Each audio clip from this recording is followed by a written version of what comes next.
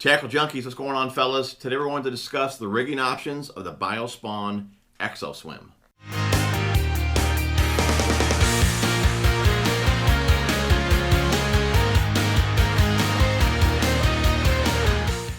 Really appreciate you guys clicking on the video. If you haven't subscribed to the channel yet, definitely subscribe. Don't forget to ring that bell, the way you guys get notified every time I pump out a new video. If you like the video, don't forget to smash that thumbs up. Leave me some feedback down in the comment section below. I really do appreciate that. Let's hop into it. All right, we got the 3.25, the 4-inch, and the 4.75. I'll give you guys a quick little size comparison here. Here is the 4.75 compared to the 4-inch. Obviously, it's longer, a little bit beefier as well, a little bit thicker body to it.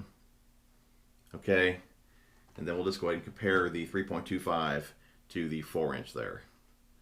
So that's the little guy there in my right hand.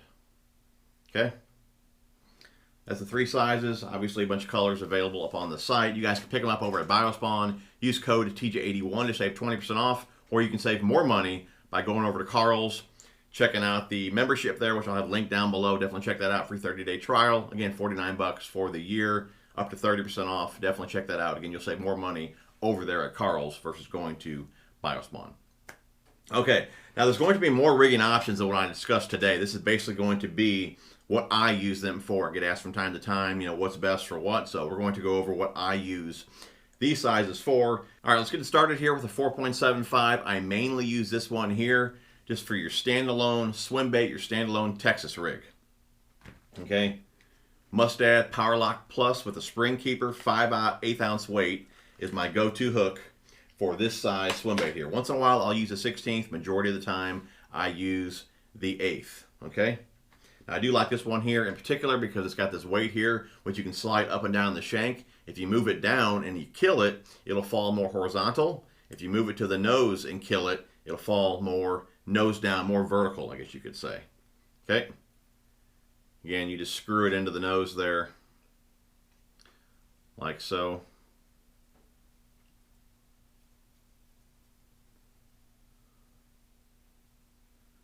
Okay.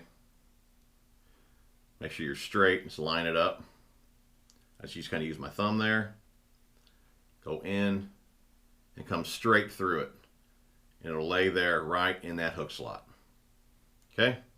Nice and straight. You're good to go. You get bit, it'll pop right out, and you're good to go. Okay. That's the main way I rig the 4.75 right there. Cast it out, slow roll it, back to the boat or back to the bank. All right, next up we have the 4-inch. Now I do believe this one here is the most versatile. That being said, it really depends on the size fish that you're going to target.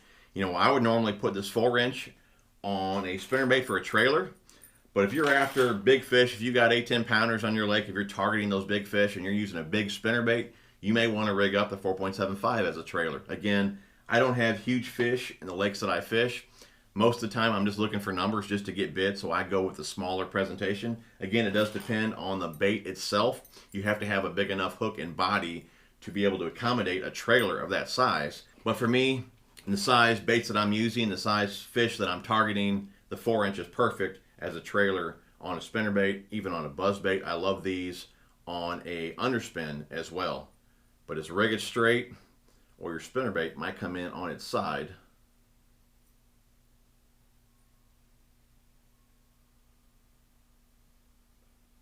Like so, like that. And to me, that 4-inch gives it just enough beef, perfect profile for the size fish that I'm going to target. So my go-to trailer on a spinnerbait and buzzbait is going to be the 4-inch. Again, you can still rig it by itself, which will show you that as well. A 3/0 hook about as big as you want to put in this bait here. Again, if you go too far down the bait, you'll start to pin that action. 3/0 hook here, again, screw it in the nose, like so, line it up. We can probably go in one more turn there.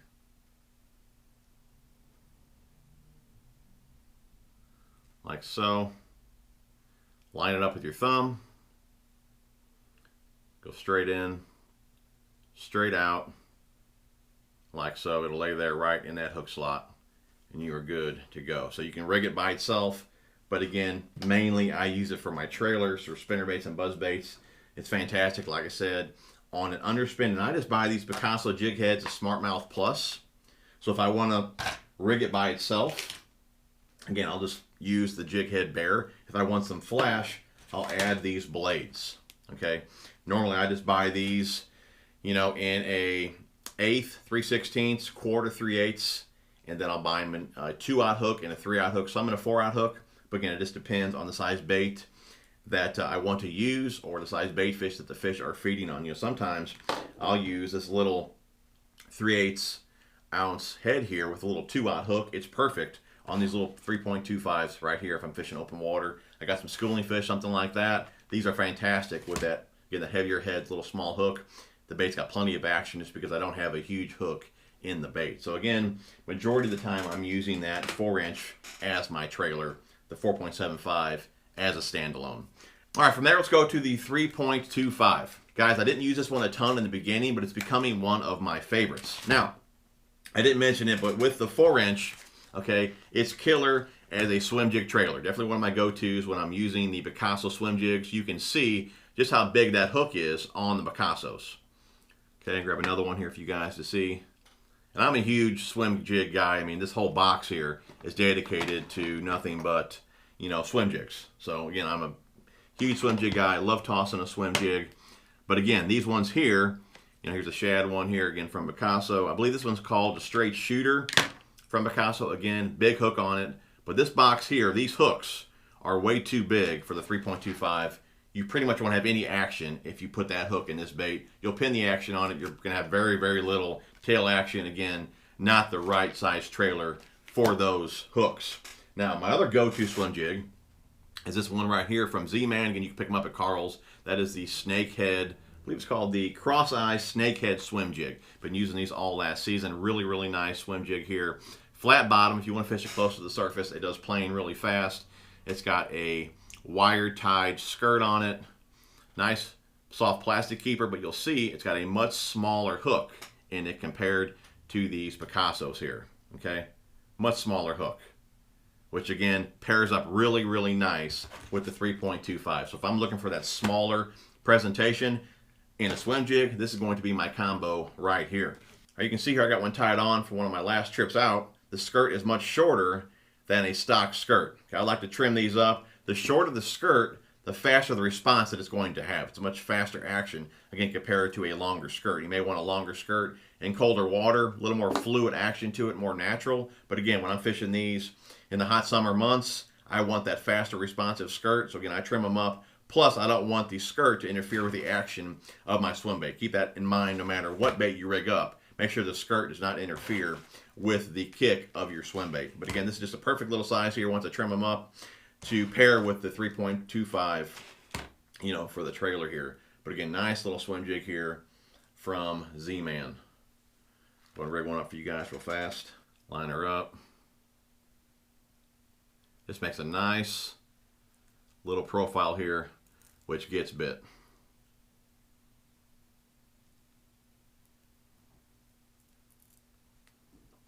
This keeper does a really nice job as well of keeping that bait up on the hook. Really, really like that. Like so. Small little profile. Again, that gets bit all day long. Okay? Like I said earlier, guys, you can pretty much put any of these three sizes as a trailer on a swim jig, spinnerbait, buzzbait, underspin, rig them standalone, whatever you want to do. Just make sure you match the hook size to the size bait. Like you wouldn't want to put a 2/0 hook in a 4.75, and you wouldn't want to put a 5/0 hook in a 3.25. Match the hook size to the bait, and you can pretty much rig them up how you want. But that's the main way that I rig up the Biospawn Exo Swims. Again, 4.75 standalone. The 4-inch is really my go-to all-around trailer size. And when I'm looking for that smaller presentation in my swim jigs or my underspins, again, I'm going to that 3.25. Hopefully you guys enjoyed the video. Smash the thumbs up if you did. Thanks for watching, guys. We will see you guys on the next one.